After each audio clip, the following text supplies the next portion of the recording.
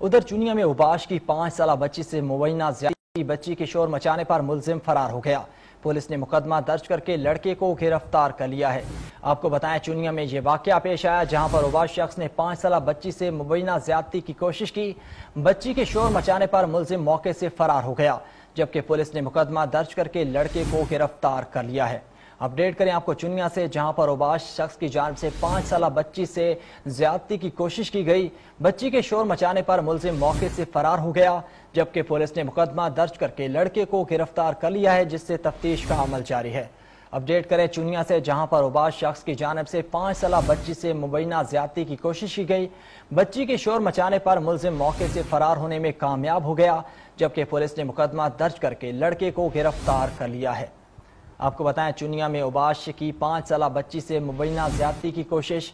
बच्ची के शोर मचाने पर मुलजिम मौके से फरार होने में कामयाब हो गया, जबकि पुलिस ने मुकदमा दर्ज करके लड़के को गिरफ्तार कर लिया है। इसी हवाले से तफसीलात जानेंगे नुमाइंदा 7 न्यूज़ अली रजा से। जी अली, बताइएगा।